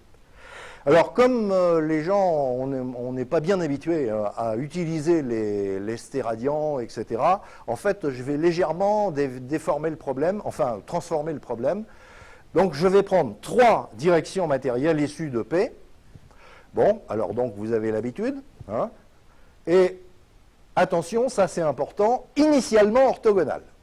Hein, et ce que je vais considérer, donc si elles sont initialement orthogonales, ça veut dire que les 3 directions matérielles dans leur direction de référence forment un trièdre orthonormé dont le produit mixte vaut plus 1 ou moins 1. D'accord? Et ça, ce sont des extrémums pour le produit mixte. C'est-à-dire qu'on ne peut pas avoir des produits mixtes plus grands, ou tout au moins en valeur absolue, qui dépassent 1. D'accord? Donc c'est le produit mixte maximum. Bien, donc ils sont orthonormés dans l'état de référence. Ensuite, je vais calculer ce rapport des 2 produits mixtes des directions unitaires. C'est des directions unitaires. Hein, attention, ce n'est pas des directions matérielles. Hein. Enfin si, pardon, c'est des directions matérielles, mais unitaires. Donc là, je fais le rapport des 2. Bon, celui-là, il vaut plus 1 ou moins 1, on s'en rappellera. Alors là, pareil, je remplace ce terme-là du produit mixte par l'expression de la direction matérielle en fonction de la direction initiale, etc., etc. Je vous fais grâce du calcul. Et le résultat, c'est ça. C'est-à-dire que le rapport des produits mixtes, donc ça représente en fait l'angle solide, hein, la valeur du produit mixte. En fait, ça se comporte exactement comme l'inverse, oui, c'est ça, comme l'inverse du sinus de l'angle solide. Mais comme les gens n'aiment pas bien travailler avec les angles solides, enfin, on n'a pas bien l'habitude de travailler avec ça, hein, c'est pas grave. En produit mixte, on comprend bien qu'en fait, si le produit mixte UT, U'T, U seconde T diminue, hein, eh bien, les 3 directions se rapprochent. Soit il y en a 2 qui deviennent presque confondues, soit elles deviennent coplanaires, mais en tout cas, le trièdre initialement orthogonal se ratatine. Hein, voilà, c'est ça l'idée. Hein. Bien. Bon, alors donc, au passage, oui, les produits mixtes, soit de référence, soit actuels, ils ont le même signe. Hein. Pourquoi? Parce que KV c'est positif, KL, KL', KL seconde, qui sont les dilatations linéiques des 3 directions matérielles que j'ai déjà définies, sont aussi des nombres positifs. Donc en fait le résultat est positif. C'est-à-dire que bon, si celui-là est direct, eh bien le repère actuel est aussi direct. C'est-à-dire ils ont le même signe. Les 3 produits mixtes ont le même signe. Les 2 produits mixtes ont le même signe. Bon, alors ce que je vais appeler la distorsion stérique de 3 directions matérielles initialement orthogonales, c'est-à-dire donc avec l'angle solide maximum, hein, eh bien, c'est ce rapport-là. Alors, je prends l'inverse. Vous voyez, j'ai fait le rapport U0 avec les zéros, et puis en dessous, tout simplement parce que j'ai envie que, quand la distorsion augmente, le trièdre se ratatine. Vous voyez? Bon, donc, c'est l'inverse de ce résultat, c'est-à-dire c'est le produit des dilatations linéiques divisé par la dilatation volumique. Voilà. Donc en fait, construit comme ça, la distorsion stérique de 3 directions initialement orthogonales, eh bien, c'est compris entre 1 et l'infini. D'accord? Et pour ceux qui aiment bien faire de la géométrie, vous verrez que ça se comporte comme le 1 sur le sinus de l'angle en stéradian formé par les 3 directions. Voilà. Alors en effet, bon, on peut le vérifier au moins aux bornes. Lorsque elles sont toutes les 3 actuellement orthogonales, eh bien l'angle en stéradian initial et actuel est le même. Hein, c'est-à-dire, attendez, c'est 4pi divisé par 2, divisé par 2, divisé par 2. Oui, donc c'est pi sur 2. Hein. Et lorsque c'est ratatiné, ben, l'angle solide va être 0, donc ça va être 1 sur sinus 0, c'est-à-dire ça va tendre vers l'infini. Vous voyez? Voilà. Donc, bon. Maintenant, si vous n'aimez pas les angles solides, ça ne fait rien. D'imaginer les produits mixtes, ça suffit, quoi, hein, de comprendre que le produit mixte diminue lorsqu'il se ratatine, c'est-à-dire que deux directions se rapprochent, hein, ou deviennent coplanaires. D'accord? Donc la distorsion stérique, contrairement à la dilatation volumique, hein, dépend des trois directions matérielles initialement orthogonales. Pourquoi? Parce que vous avez les KL, KL', KL seconde qui dépendent des directions initiales. KV n'en dépend pas, on l'a vu. Hein. Mais donc, en fait, suivant que vous choisissez trois directions orthogonales, initialement orthogonales, différentes, vous allez trouver des distorsions stériques différentes. D'accord? Donc, en fait, il est intéressant de regarder, parmi toutes les directions initialement orthogonales que je peux prendre autour d'une particule, d'accord, quelles sont celles qui vont me donner les distorsions maximales. Voilà. Alors, donc les propriétés, là, la démonstration de la recherche de ce maximum et quelles sont les directions qui donnent le maximum, c'est une démonstration qui prend à peu près 2 pages, hein, qui n'est pas compliquée dans le principe. En fait, l'idée est toute simple. Voilà, bon, ben, je vais considérer toutes les directions, tous les trièdres orthonormés autour de la particule P. Et comment je les considère tous? Eh bien, je dis qu'ils sont tous issus d'une certaine rotation, par exemple, de la base principale du tenseur. Hein. Alors on regarde, on dérive par rapport à ces rotations et puis on déroule le calcul. Donc vous regarderez la démonstration et on trouve qu'il y a des maximums, des extrémums. Hein, et bon, voilà. Alors donc, je vous donne seulement les résultats sans démonstration. Donc vous voyez dans l'annexe 2 du PDF, hein, le détail de cette démonstration. Ça, c'est la distorsion stérique maximale. C'est-à-dire que parmi tous les trièdres que vous pouvez mettre autour d'une particule, hein, initialement orthogonaux, eh bien, il y en a qui atteignent une distorsion maximale, et ce maximum, c'est celui-là. Alors, c'est très bien parce qu'il s'exprime en fonction des valeurs propres que j'ai définies tout à l'heure de U et V, c'est-à-dire en fonction des dilatations linéiques principales, lambda 1, lambda 2, lambda 3. Hein. Donc, les lambda que vous avez là, c'est les dilatations linéiques principales. Et puis, il y a un racine de 3 sur 9. Bon, bah oui, bon, bah, c'est un coefficient, il est comme ça, voilà, j'y peux rien. Hein. Et donc, il est possible de trouver 3 directions, et en plus, non seul, alors bon, oui, on peut l'exprimer avec n'importe quel tenseur de déformation, je vous fais grâce du calcul, mais vous reconnaissez dans la parenthèse ici, c'est la trace du tenseur B, vous voyez, donc voilà. Puisque les valeurs propres de B sont lambda 1 carré, lambda 2 carré, lambda 3 carré, donc ça c'est la trace de B, donc c'est ce que j'ai écrit B indice 1, c'est le premier invariant du tenseur B. Hein. Donc voilà une interprétation des invariants géométriques, hein, qui veut dire quelque chose. Hein. C'est B1 à la puissance 3,5 sur racine de B3, B3 c'est la dilatation volumique. Hein. Eh bien ça veut dire quelque chose, c'est la distorsion maximale que l'on peut avoir dans une déformation pour 3 directions initialement orthogonales. Distorsion stérique maximale. En plus, résultat annexe de la démonstration, il y a une infinité de trièdres qui atteignent cette distorsion maximale. Une infinité. Hein. Alors, donc, ce n'est pas tous les trièdres, hein, mais seulement une infinité. Donc vous verrez dans la démonstration, je me suis amusé à tracer par exemple les traces de toutes les rotations qui passent de la base principale du tenseur de déformation au trièdre considéré.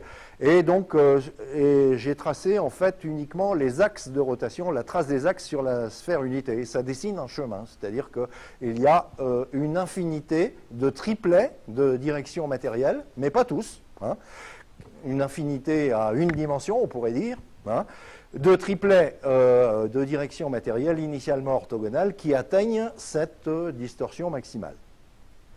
Alors, le fait qu'il existe une infinité, c'est intéressant, parce que, bon, vous me voyez venir, ce qui va nous intéresser quand on va faire de l'élasticité, c'est dans les problèmes de limite élastique. Vous savez que physiquement, là je fais une petite digression physique si vous permettez, hein. Vous savez physiquement que finalement la plasticité c'est quoi? Eh bien c'est des réarrangements de liaison entre les atomes. et que ces réarrangements de liaison entre les atomes, ils n'existent que s'il y a des variations d'angle ou des distorsions, c'est-à-dire donc des directions matérielles qui se rapprochent. Vous voyez ? Et donc, le fait qu'il en existe une infinité est intéressant, parce que, en fait, comme la mécanique des milieux continus ignore a priori la structure microscopique, et donc, par exemple, dans un matériau multicristallin, quelle est l'orientation des cristaux, etc., on a beaucoup de chances, en fait, qu'il y ait au moins un de ces trièdres qui atteignent la distorsion stérique maximale, qui coïncide, ou à peu près, avec les directions des cristaux, hein, et donc qui provoque des déclenchements de déplacement de liaison, c'est-à-dire de la plasticité. Donc on pourra penser à ça quand on cherchera à établir des critères de limite élastique, hein, de penser à celui-là. Bon, distorsion angulaire. Bon, on va suivre à peu près le même raisonnement, sauf que je ne vais pas prendre 3 directions matérielles, mais 2 directions matérielles initialement orthogonales. Hein. Donc 2 directions matérielles issues de P, initialement orthogonales, et donc ça veut dire que le sinus de leur angle de référence, c'est 1, hein, puisqu'ils sont perpendiculaires, hein. Et le sinus de leur angle actuel, donc c'est par définition le UT, U'T porté par NT, hein, et donc ça va me donner le sinus de l'angle, c'est le produit vectoriel de 2 vecteurs unitaires. Hein, ça c'est de la géométrie rapide. Bon, alors on fait le calcul comme tout à l'heure, c'est-à-dire on écrit que UT s'exprime en fonction de U0, etc. Et puis j'utilise le fait que U0 et U'0 sont orthogonaux, hein, pour obtenir ce résultat. Donc une formule qui ressemble un peu à ça. Hein. Donc je vais pouvoir définir la distorsion angulaire de 2 directions matérielles, initialement orthogonales. Voilà, alors je la note delta A comme angulaire, tout à l'heure c'était delta S comme stérique. Hein. De U et de U', les 2 directions matérielles que j'ai choisies et qui sont initialement orthogonales, eh bien c'est KL, KL' sur KS. Voilà, donc c'est grosso modo la même définition que tout à l'heure. Hein. Et là, je peux parler d'angle, pas d'angle en stéradian, mais d'angle géométrique ordinaire. Hein. C'est 1 sur sinus alpha. En fait, c'est la même formule que pour les stéradians. Hein. Voilà. Bon. Voilà. Alors donc, comme d'habitude, c'est compris entre 1 et l'infini, c'est-à-dire que lorsque les 2 directions sont orthogonales initialement et actuellement, eh bien leur sinus vaut 1 et, donc, et ne change pas, donc en fait ça va me donner 1.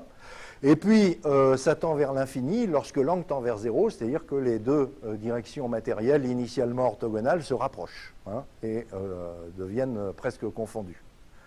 D'accord ? Voilà, donc ça, c'est la distorsion angulaire. On regarde la distorsion de 2 directions matérielles, hein, et en fait, ça se traduit par la variation du produit vectoriel, ou si vous préférez, de l'angle. Hein, c'est un peu la même chose, d'accord, ou du sinus de l'angle. Voilà. Alors, donc, pareil, la distorsion angulaire dépend des 2 directions matérielles que vous avez choisies, issues de P, initialement orthogonales. En fait, autour d'un point P, vous avez plein de directions matérielles initialement orthogonales que vous pouvez choisir autour du point P. Hein. Elles ne sont même pas toutes dans le même plan. D'accord, hein. Bah oui, vous êtes dans l'espace, vous prenez une certaine direction, et il y a une infinité d'autres directions qui sont perpendiculaires à la première. Voilà. Alors donc les propriétés, démonstration du même type que celle que je donnais pour la distorsion stérique. Hein. C'est-à-dire qu'on regarde tous les couples de directions matérielles initialement orthogonales autour d'une particule, on calcule leur distorsion, on cherche le maximum. Hein. Voilà, et le maximum s'exprime comme ça. Donc c'est 1/2 de lambda 3 sur lambda 1 plus lambda 1 sur lambda 3. Lambda 1 et lambda 3, c'est les dilatations linéiques principales que j'ai déjà définies. Hein. Donc les valeurs propres de U ou V. Et là, lambda 1 et lambda 3, ça désigne en fait, lambda 1 c'est la plus grande valeur propre, et lambda 3 c'est la plus petite. D'accord ? Je vous rappelle, les valeurs propres sont toutes positives. Hein. Et donc, lambda 1, dans cette formule, désigne la plus grande valeur propre et lambda 3 la plus petite. C'est-à-dire qu'en fait, ça se calcule avec les dilatations linéiques extrêmes, hein, du tenseur de déformation. Alors bon, ça pose un problème technique pour l'exprimer en fonction des tenseurs de déformation. Hein. Vous voyez que dans la distorsion stérique, la formule que j'avais tout à l'heure, je voyais apparaître très facilement les invariants de B et les invariants les deux invariants de B, B1, qui était à la puissance 3,5, et puis B3, qui est la racine, c'est la dilatation volumique. Eh bien, ici, c'est un peu plus compliqué. Alors, j'ai donné dans le cours sur les tenseurs, en annexe, je ne sais pas si vous avez été y voir, l'expression des valeurs propres d'un tenseur symétrique en fonction de ses invariants. C'est des formules très compliquées. Hein. Donc, on peut le faire, c'est-à-dire qu'on peut l'exprimer à partir de n'importe quel tenseur de déformation, mais vous allez avoir des formules lourdes. Hein. Donc, si vous voulez tenter de le faire, je vous conseille d'utiliser un logiciel de calcul formel, hein, parce que vous risquez, si vous calculez à la main, de vous planter, parce que les formules sont lourdes. En passant d'une ligne à l'autre, on oublie un signe ou un terme, et c'est très pénible. Donc, on peut l'exprimer en fonction, mais c'est quand même nettement moins commode, hein, de l'exprimer en fonction des invariants des tenseurs de déformation, comme pour la distorsion stérique. Deuxièmement, le maximum n'est atteint que par un seul couple. Hein. Et on le connaît, ce couple de directions matérielles, c'est les bisectrices des directions principales de déformation. Hein, les deux bisectrices intérieures et extérieures, donc des directions principales, des directions principales 1 et 3, c'est-à-dire correspondantes aux valeurs extrêmes des dilatations linéiques. Vous voyez? Bon, alors donc en fait, c'est un concept qui est peut-être plus facile à imaginer. On imagine mieux des variations d'angle que des variations de produit mixte, mais en fait, pour l'exploiter mathématiquement, c'est un peu plus compliqué. Voilà. Bon, donc on a des distorsions stériques, donc qui reflètent en fait le ratatinage des trois directions matérielles initialement orthogonales, et une distorsion angulaire qui est plus souvent exposée et qui exprime le ratatinage de deux directions initialement orthogonales. D'accord? Voilà. Bon. Alors, pardon. Il me reste encore un petit concept un peu moins utile, mais si quand même c'est utile quand on fait de l'anisotropie. Hein. La déviation d'une direction matérielle dans un mouvement. Prenez une direction matérielle, sa direction de référence, c'est U0, sa direction actuelle, c'est UT, ça c'est tous les deux des vecteurs unitaires, hein, on les a définis tout à l'heure, et ce qu'on appelle la déviation, en fait, c'est l'angle bêta défini par cosinus bêta égale U0 scalaire UT. C'est-à-dire que je regarde en fait comment la direction matérielle a bougé, hein, entre sa position de référence et sa position actuelle. Elle a bougé en angle, hein, c'est-à-dire que je regarde l'angle, hein, comment il est dévié, en fait, par le mouvement. Voilà. Bon, alors, l'angle entre deux vecteurs unitaires ne peut pas avoir de signe dans l'espace, hein, donc il est complètement défini par son cosinus, et il est compris donc entre 0 et pi. Hein. Et donc, c'est-à-dire que cosinus bêta varie entre -1 et 1. Hein. Tout ça, bon, c'est de la trigonométrie standard. Donc, voilà ce qu'on appelle la déviation. Donc, chaque direction matérielle, donc définie par U0 ou par UT, comme vous voulez, hein, a sa propre déviation. Hein. Bon, par exemple, si j'exprime cosinus bêta, eh bien, je remplace le UT par son expression en fonction de U0, et là, je peux calculer la déviation d'une direction matérielle identifiée par U0, d'accord? Mais je peux faire aussi l'opération comme ça, c'est-à-dire que, pardon, j'ai pas fini, oui, je reste avec U0, je fais la décomposition RU, hein, et donc, voilà. Donc, ensuite, si je veux absolument identifier ma direction matérielle par sa position actuelle, UT, hein, eh bien à ce moment-là, c'est U0 que je remplace par son expression en fonction de UT, avec un F-1, etc., et vous obtenez le résultat. Voilà. Alors, ce que je veux souligner, en fait, c'est que le calcul de la déviation d'une direction matérielle nécessite la connaissance de la déformation, c'est clair, mais aussi de la rotation R qu'on a vu apparaître dans la décomposition de F. Hein. C'est-à-dire que la déviation est une quantité qui n'est pas complètement déterminée par le tenseur de déformation. Hein. Il faut quelque chose de plus. Il peut y avoir un R, en fait, à vrai dire, totalement arbitraire, qui peut changer la déviation d'une direction matérielle. Voilà. Bien. Bon, ouais, les décompositions. Alors, bien. Alors maintenant, je vais vous parler de décomposition des déformations. Donc, pour parler des décompositions, il faut définir des déformations particulières. Alors, la première déformation que je vais définir, c'est une déformation sphérique. Bien, prenons donc la définition d'une déformation sphérique, hein, en une particule P. Qu'est-ce qu'on dit? Eh bien, on dit tout simplement que toutes les directions matérielles ont la même dilatation linéique. Voilà ce que c'est que la définition, hein, d'une déformation sphérique. Toutes les dilatations linéiques, toutes les dilatations linéiques des directions matérielles sont toutes les mêmes. Quelle que soit la direction matérielle, vous trouvez la même dilatation linéique. Bien, donc ça, c'est une définition physique. Toutes les directions matérielles ont la même dilatation. Hein. Alors, comment on peut les caractériser? Alors, bon, ça, c'est des bons petits exercices. Il y en a qui sont assez évidents, mais donc, voilà. Hein. Premièrement, les dilatations linéiques principales sont égales. Quand vous avez une déformation comme ça, si vous cherchez en écrivant les dilatations linéiques dans toutes les directions matérielles, les lambda 1, lambda 2, lambda 3 sont des dilatations linéiques particulières. Hein, on l'a vu, c'est des valeurs propres. Et comme elles sont toutes égales, eh bien, on va les noter lambda. D'accord? Bien. Les tenseurs de déformation sont tous sphériques. Alors, vous trouverez facilement que U et V, eh bien, c'est lambda fois G. Hein, que C et B, c'est lambda 2 fois G, etc.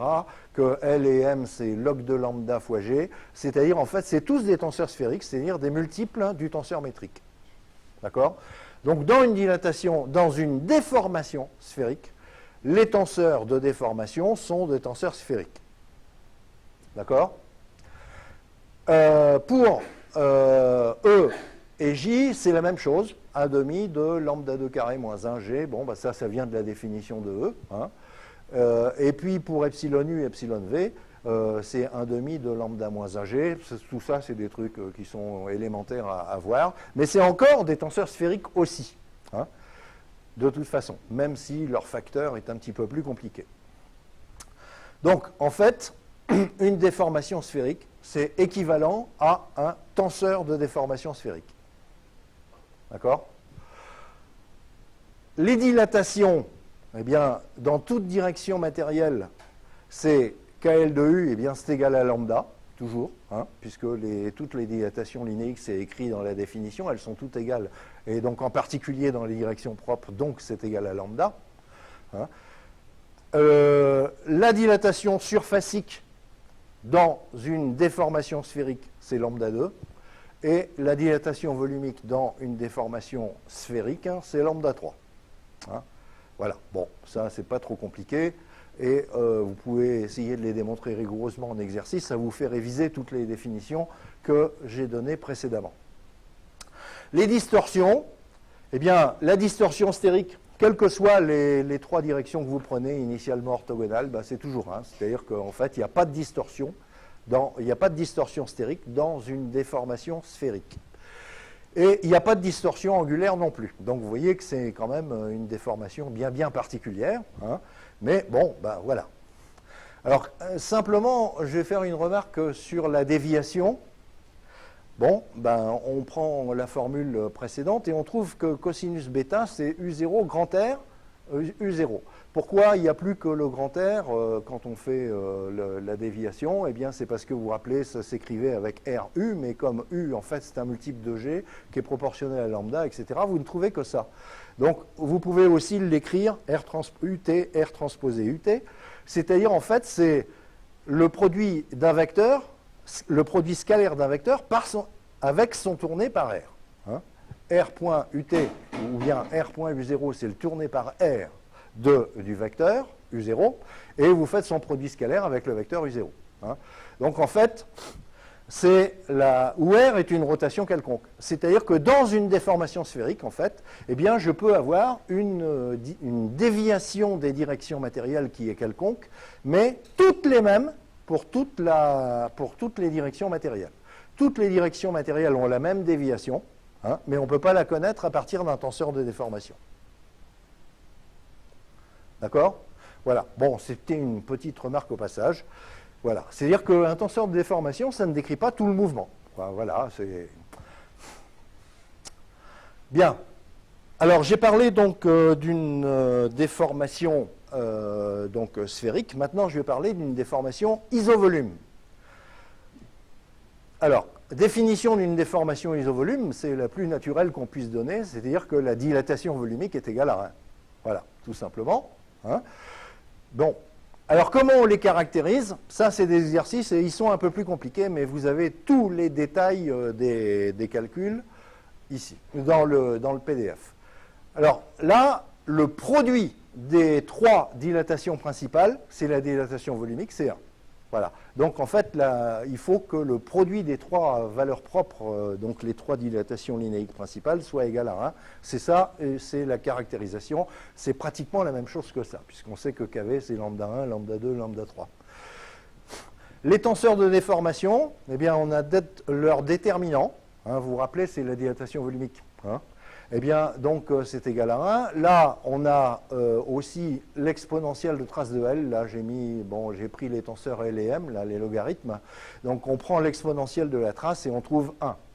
Bon, c'est-à-dire qu'en fait, dans une déformation isovolume, on trouve que exponentielle de trace de L est égale à 1, c'est-à-dire, ça veut dire que trace de L est égale à 0, c'est-à-dire en fait que le premier invariant de L ou de M hein, est nul. C'est-à-dire L et M sont deux traces nulles. Voilà. Bon. Voilà. Alors pour les autres tenseurs, là, les E, etc., c'est un peu plus compliqué. C'est-à-dire que le fait de dire que je suis dans une déformation isovolume, c'est-à-dire le fait d'écrire que KV est égal à 1, quand on écrit ça avec le tenseur E, ça se traduit par cette relation-là entre les invariants. Vous voyez? Donc là, c'était des relations sur les invariants qui est très simple. Là, c'est U3, V3, C3, B3. Donc ça, c'est... Pardon. J'ai été un peu vite. Voilà. Donc, c'est des expressions simples des invariants. Ici, ça, c'est la trace nulle et puis le trace de M nul aussi. Tandis que là, c'est des relations entre les invariants qui sont un peu plus compliquées.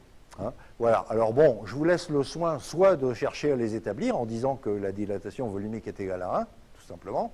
Hein, soit en trichant et en allant voir sur le poly si vous n'y arrivez pas. Bien. Donc, pour E, c'est grand E1 plus 2E2 plus 4E3. Pour epsilon, c'est epsilon 1 plus epsilon 2 plus epsilon 3 égale 0, sachant que les epsilon avec les indices romains, c'est les invariants fondamentaux qu'on a définis dans le cours sur les tenseurs. Alors, donc, les dilatations linéiques et surfaciques dans un mouvement isovolume sont a priori quelconques, c'est-à-dire qu'on ne peut pas en dire grand-chose. Les distorsions stériques et angulaires, c'est pareil, hein, vous en avez des maximums. Le maximum se calcule avec les formules que j'ai données. Hein, et les déviations sont aussi a priori quelconques. Bon, donc on les écrira d'une manière particulière lorsqu'on connaîtra un mouvement particulier, notamment en élasticité, j'utiliserai beaucoup le mouvement de cisaillement. Hein, et donc dans ce mouvement-là, eh bien, on pourra les calculer effectivement. Voilà. Mais tant qu'on ne connaît pas plus sur le mouvement, eh bien, on ne peut pas dire grand-chose. Voilà. Alors, décomposition d'une déformation. Donc, le théorème important, c'est celui-là. C'est que toute déformation peut être décomposée de manière unique et commutative hein, en une déformation sphérique et une déformation isovolume. Seulement, pour démontrer ce théorème, eh bien, en fait, on a n théorèmes suivant le tenseur de déformation qu'on utilise pour écrire cette composition commutative et unique. Hein. Donc, je vais vous donner les résultats, et bien sûr, comme d'habitude, toutes les démonstrations sont données dans le PDF. Avec les tenseurs C et B, vous vous rappelez, c'est la première ligne de mon tableau, là, c'est F transposé F ou bien FF transposé. Hein. eh bien, la décomposition est multiplicative. C'est-à-dire que là, vous voyez que kV à la puissance 2 tiers multiplié par G, c'est bien un tenseur sphérique. Hein. Donc, c'est une déformation sphérique. Celui-là, vous vérifierez sans trop de difficulté que la dilatation volumique de kV multiplié par C, c'est 1. C'est fait exprès. Hein. Et donc, là, vous avez un produit contracté simple qui est commutatif parce que là, vous avez le tenseur kV multiplié par G, c'est un tenseur sphérique. Pour un tenseur sphérique, toutes les bases sont des bases propres. Et comme C, lui, n'est pas sphérique, bien sûr, c'est un tenseur de déformation, mais ils ont une base propre commune, donc leur produit commute. C'est un théorème que j'ai aussi montré lorsque je faisais le cours sur les tenseurs, c'est que pour que le produit contracté entre deux tenseurs du second ordre soit commutatif, eh bien, il faut qu'ils aient une base propre commune. Or, comme toutes les bases sont des bases propres pour un tenseur sphérique, ils ont une base propre commune, et donc le produit est commutatif. D'accord? Donc, unique et commutatif. Avec B, c'est la même chose. C'est-à-dire qu'on peut prendre n'importe quel tenseur de déformation et le décomposer en la composition d'une déformation sphérique, qui ici, pour B, se traduit par un tenseur sphérique, et une déformation isovolume. Vous vérifierez avec un petit calcul que c'est bien isovolume, c'est-à-dire que la dilatation volumique d'un tenseur de déformation comme ça est égale à 1. En fait, on a divisé par la dilatation volumique exprès, quoi. C'est pas bon. Voilà. Bon, donc ça, c'est des petits calculs. Avec les tenseurs U et V, eh bien, ça se présente à peu près de la même manière. Il y a la seule chose qui change, c'est que c'est 1 tiers à la place de 2 tiers partout. Hein. Mais c'est la même composition, un tenseur sphérique avec un tenseur dont la dilatation volumique est égale à 1. Et pour V, c'est pareil aussi. Bon. Alors pour les autres, je vais les donner aussi, mais les calculs sont un petit peu plus pénibles. Voilà. Pour les tenseurs L et M, alors là, vous vous rappelez, L et M sont définis avec des logarithmes. En fait, quand on fait le calcul, on va s'apercevoir que ce produit contracté simple va se transformer en somme. Hein, c'est comme le logarithme du produit de deux réels qui était égal à la somme des deux logarithmes. C'est pas comme. Hein, attention, il faut être plus prudent que ça. Donc regardez le détail de la démonstration. Mais la décomposition s'écrit comme ça. C'est-à-dire, le tenseur grand L peut être décomposé en la somme, et non plus le produit contracté, la somme, hein, d'un tenseur sphérique qui est ln de kV sur 3 multiplié par G, plus un tenseur, ici, si vous vérifiez bien, vous verrez que c'est un tenseur de trace nulle, hein, c'est-à-dire que c'est une déformation isovolume. D'accord? Et donc là, vous voyez, en fait, pour L et pour M, ça va être pareil. C'est en fait la décomposition des tenseurs et LM en partie symétrique, sphérique et partie déviatorique. Vous voyez, donc vous voyez que la décomposition, là c'est une décomposition physique, hein, entre déformation sphérique et déformation isovolume. Ça se traduit pour les tenseurs et LM, L et M en décomposition en partie sphérique et partie déviatorique, ou partie de trace nulle, hein, que je préfère dire. Voilà. Alors pour E et J, là c'est nettement plus compliqué. J'ai mis J entre parenthèses parce que c'est la même formule que pour E, sauf que vous remplacerez E par J. Hein. En fait, la décomposition s'écrit comme ça. C'est-à-dire que vous avez un tenseur de déformation sphérique, caractérisé avec la relation des invariants que j'ai... non, c'est un tenseur sphérique, c'est un multiple de G, excusez-moi. Et puis, un tenseur isovolume, caractérisé par la somme des invariants, rappelez-vous, hein, E1 plus 2E2 plus 4E3, hein, et par ce produit-là, E sphérique, E isovolume. Alors, en fait, cette composition est bien commutative, contrairement aux apparences, hein, parce que si vous échangez, en fait, le sphérique avec isovolume, ça, c'est un tenseur sphérique qui va venir là, et puis celui-là, mais c'est une somme, donc c'est commutatif, c'est-à-dire que ça ne va rien changer. Et là, ce produit contracté simple ici est commutatif, parce qu'il se trouve, on l'a montré tout à l'heure, que E sphérique, c'est un tenseur sphérique. Donc, il a une base propre commune avec n'importe quel tenseur, y compris E isovolume. D'accord? Alors, donc, c'est une opération commutative. hein, contrairement aux apparences, on n'a pas l'habitude de le voir comme ça. Hein. Donc mon théorème donc, est toujours bon, je peux dire unique et commutative. Et alors je donne les termes de chacun de ces deux décompositions. Là vous avez E sphérique, c'est un tenseur sphérique. Son coefficient donc c'est 1/2 de kV à la puissance 2 tiers moins 1, ça vient de la définition de grand E. Hein. Et sa partie isovolume, la déformation isovolume, vous vérifierez, alors là, avec des calculs un peu plus pénibles, hein, que effectivement c'est isovolume, c'est-à-dire que la dilatation volumique de ce tenseur, c'est bien égal à 1. Hein. Là, c'est nettement plus pénible à écrire avec grand E, et donc je l'ai simplement écrit pour vous dégoûter de l'employer, quoi. Tout ça, c'est... Hein, puisque je vous rappelle qu'en fait, vous pouvez prendre le tenseur de déformation que vous voulez. Hein, donc, pourquoi aller chercher des trucs aussi compliqués dans les décompositions? Hein. Bien, donc c'est commutatif parce que la partie sphérique de la déformation est un tenseur sphérique. Hein, et donc, il commute dans son produit. Alors pour epsilon et UV, vous avez presque les mêmes formules. Hein, c'est le même type de composition, c'est-à-dire epsilon U sphérique plus epsilon U isovolume, c'est la partie sphérique de la décomposition, la partie isovolume de la décomposition. Et donc la composition se fait comme ça, une somme et un produit contracté. Hein, et avec des formules qui sont presque identiques. Voilà, sauf que les puissances 2 tiers sont remplacées par des puissances 1 tiers. Voilà. Alors ça devient des calculs pénibles. Hein. C'est-à-dire que vraiment, si on a envie d'écrire une décomposition en une déformation sphérique et une déformation isovolume, on sait qu'elle existe, je vous les montre, avec n'importe quel tenseur, mais franchement, c'est plus simple avec les deux premières lignes, hein, voire à la rigueur avec les logarithmes, hein, mais pas plus. Bon, alors donc, cette décomposition... oui, je vais m'arrêter là juste à la fin de ce transparent. Cette décomposition en déformation sphérique et en déformation isovolume est importante lorsque on va construire des lois de comportement. Parce qu'en fait, comme toute déformation, donc comme tout état de déformation, peut être décomposé en des choses, en une déformation isovolume, celle qu'on veut, et puis de manière unique surtout, c'est ça qui est important, et une déformation sphérique, eh bien, en fait, quand on va construire des fonctions thermodynamiques en fonction des variables d'état, on pourra dire, tiens, voilà, ma fonction thermodynamique va varier en fonction de la dilatation volumique, avec la déformation sphérique, et puis la déformation isovolume. Vous voyez ? Donc, ça me permettra de construire intelligemment des potentiels plutôt que de prendre des combinaisons, comme je vois dans la plupart du temps, des combinaisons des invariants sans comprendre ce que ça veut dire. Vous voyez ? Voilà. Bon, donc on va faire une pause maintenant, si vous voulez bien.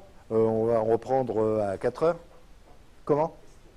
Ah oui, est-ce qu'il y a des questions avant que je comprenne la pause? Oui?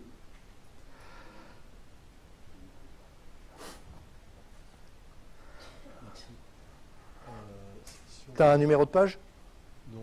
Bon. Mais tout au début, dans tes deux colonnes de tenseurs, oui. Ceux de gauche et ceux de droite. Oui. Ceux de gauche sont pas objectifs. C'est ça, oui.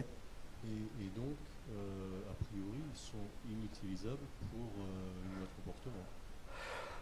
J'ai pas dit ça. Non, mais moi je le dis. Oui, mais enfin... Non, je ne vais pas jusqu'à dire ça. C'est-à-dire, tu vas voir, on va construire les lois de comportement de manière intelligente avec effectivement des tenseurs de déformation objectifs. Hein, donc, ceux de la colonne de droite. Mais comme on sait écrire les relations entre les tenseurs de déformation objectifs et non objectifs, on a le droit d'écrire des lois de comportement avec des tenseurs non objectifs si on veut. Hein, mais on aura fait la transformation. D'accord? D'autres questions? Attends, on garde le micro s'il y a quelqu'un d'autre qui le veut. Non? Je vais en poser une, Jean. Oui, bien sûr. C'est le théorème de décomposition polaire. Hein, oui. Ah, donc F égale, je ne sais plus dans quel sens, VR ou RV. Bon, bref. Non, VR ou RU. Bon. Alors, VR. Donc, tu as bien insisté, tu nous as bien montré qu'avec F, avec V, on peut faire plein d'interprétations cinématiques intelligentes par passage à la limite, dilatation linéique, dilatation surfacique, dilatation volumique. Mais pour moi, cette rotation R qui reste assez mystérieuse. Est-ce qu'elle a une interprétation cinématique? Est-ce qu'on peut dire que c'est la rotation localement de la matière? Absolument pas. Bon, mais ça, tu poses la question un peu en avance. Je répondrai ça notamment avec les vitesses de déformation. On verra, bon, bah, je peux répondre quand même en anticipant un petit peu, que si je regarde la vitesse de rotation des directions matérielles, hein, eh bien elles ont chacune des vitesses de rotation différentes. Hein, c'est-à-dire la dérivée par rapport au temps de la déviation. Voilà. Chacune tourne à sa propre vitesse. Il y en a même qui ne tournent pas. Hein, et ça dépend des mouvements. Il y en a qui, des fois, il n'y en a qu'une qui ne tourne pas, des fois, il y en a trois. Ça dépend du... Bon, je ne peux pas en parler tout de suite, mais ça viendra à la fin du cours. Tu auras une réponse complète à cette question un peu plus tard. D'autres questions? En tout cas, l'interprétation rotation de la matière ne tient pas debout. Voilà, je peux conclure comme ça. Parce que, en fait, d'ailleurs, vous l'avez vu avec les déviations, la rotation de la matière, bon, bah oui, d'accord, on peut faire subir à un mouvement une rotation de solide, ça ne va pas changer les déformations, mais quand on déforme, les directions matérielles continuent à tourner. Vous voyez, c'est ça. Hein. La rotation de la matière, ça ne veut rien dire. Non, les directions matérielles ont chacune leur rotation. Voilà. D'autres questions? Bon, allez. Rendez-vous à 4 heures.